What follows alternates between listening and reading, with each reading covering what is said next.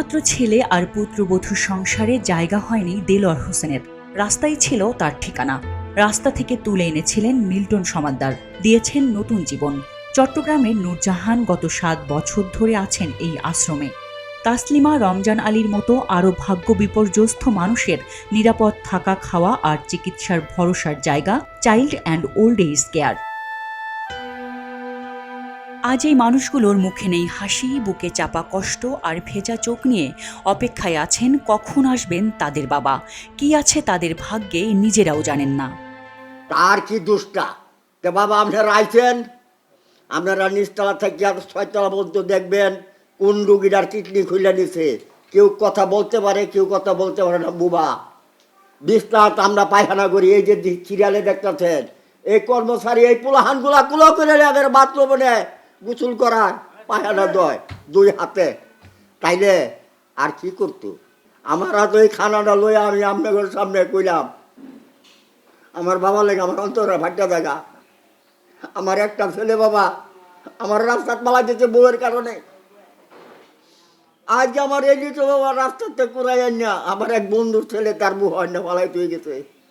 কুড়ে যায় আমি কত কইতে রাজি আছি, আমি রাজি আছি আমার বাবার লেগে। উনি অত্যন্ত আমাদেরকে সব মানুষটি কিরম বাচ্চা থেকে বড় পর্যন্ত মানে এত স্নেহ করত, এত ভালোবাসতো। উনি খুবই ভালো লোক, খুবই ভালো মানুষ। ওনার মতো লোক হয় না, ওনার মতো মানুষ নাই দুনিয়াতে। এখন ভালো থাকবো কিভাবে? আঙ্কেল তো নাই, এখন আমাদের কোনো কিছুই ভালো লাগে না। খাই আর কি, খাইতে হয়, মানে কোনো কিছু ভালো লাগে না। উনি এরমভাবে আছে, ওনাকে এরমভাবে নিয়ে গেল তাকে, ওইটাই ভালো লাগে না, কোনো কিছু ভালো লাগে না। আমি টঙ্গী ফ্লাইওভারের নিচে পড়ে আসছিলাম, পরে আমার 2 পায়ে পোকা হয়ে গেছিলো। পরে আমার সেনাবাহিনীর এক লোককে আশ্রমে দিয়ে গেছে। আশ্রমে আসার পরে আমাদের মিল্টন দাদা আমাদের যত কিছু লাগতেছে সব কিছু দিতেছে। আমরা যে সময় যেটা চাহিদা ওইটাই আমরা চাইলে পাইতাম। এখন আমরা দাদা নাই, আমরা কেউ দেহন্য নাই। অনর্থক আমগো দাদারে এই মিথ্যা মামলা একটা দিয়ে দিছে। এই যে আশিক করে একটা ফুলা আছে, এই ছেলেটার বিলে কিডনি নিয়ে বেচে লাইছে। আসলে কিন্তু না, কিডনি নিয়ে বেচে নাই, অনর্থক এটা বানানেই কথা কইতাছে। একদিন ছিল যে রাজা কপালের ফেরে সেই হয়ে যায় প্রজা। বর্তমানে এই কথাটি মিল্টন সমাদ্দারের ক্ষেত্রে কিন্তু বেশ যায়। মাত্র কয়েকদিন আগেই তিনি দেবতার আসনে বসেছিলেন, আর এখন তাকেই টেনে নামানো হয়েছে একদম মাটিতে। একটা মানুষ এতদিন ধরে এত অন্যায় করলো আর কেউ বুঝতেও পারল না। এই প্রশ্ন আসছে ঘুরে ফিরেই। আবার খোদ ডিবি থেকে উঠেছে তার নামে অভিযোগ। কোনটা সত্যি আর কোনটা মিথ্যে এটা বোঝাই যেন হয়ে উঠেছে দুষ্কর। মিল্টন সমাদ্দারের বিরুদ্ধে উঠেছে ডেথ সার্টিফিকেট জালিয়াতি, মানব পাচার, আশ্রয় দেওয়া অসহায় দুস্থ ব্যক্তিদের মৃত্যুর পর তাদের কিডনি বিক্রি, জমি দখল সহ নানা অভিযোগ।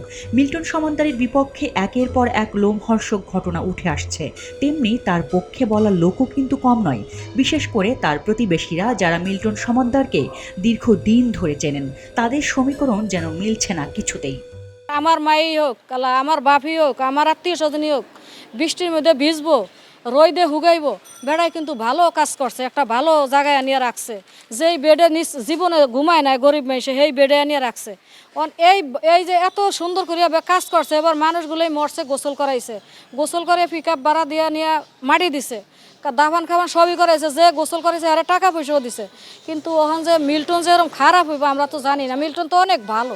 আজকে আমার টাকা হয়েছে, মানুষে এই দুনিয়াতে মানুষের ভালো মানুষে দেখতে পারে না, এটা আমি জানি। উনি আসতো চা খেতে মাঝে মাঝে, আর ওনার ব্যবহার যতটুকু দেখছি ভালো, সব কিছুই ভালো। আর এর আগে শুধু আমি না, এখানকার অনেকেই ভালো বলছে, ভালো দেখেছি। এখানে মারা গেছে তখন দেখতাম ওনার গার্ডিয়ান মানে অভিভাবক যারা ছিল তাদেরকে আনা হইতো, তারা গাড়িতে করে নিয়ে যাইতো এরকম, বা ওনার স্টাফটা নিয়ে যাইতো, এতটুকুই। কিন্তু কোথায় কী করতো এটা আমরা দেখিনি বা জানিও না। দেখা গেছে এলাকায় যারা আরও 5-10 জন ছিল তাদেরও সন্দেহ হয়নি। মিল্টন সমাদ্দার আসলেই দোষী কিনা সেটা প্রমাণিত হওয়া যেমন প্রয়োজন, তেমনি কেউ যদি এই ঘটনার পেছনে কলকাঠি নাড়ে তাকেও সবার সামনে বের করে আনা প্রয়োজন বলেই মনে করেন সাধারণ মানুষ। মিল্টনের অবর্তমানে আশ্রমে আশ্রিত শিশু, অসহায় বৃদ্ধ, ভারসাম্যহীন মানুষগুলোর দেখভালের দায়িত্ব নিয়েছে আলহাজ শামসুল হক ফাউন্ডেশন। তাদের পক্ষ থেকেও জানানো হয়, এই কয়েকদিনে তারা সন্দেহ করার মতো কিছু দেখেননি আশ্রমে। চন্দনা বিশ্বাস, খবরের কাগজ। এলো মুক্ত চিন্তার স্বাধীন দৈনিক খবরের কাগজ। এখন খবর হবে নিখাত, নির্ভীক, নিরপেক্ষ।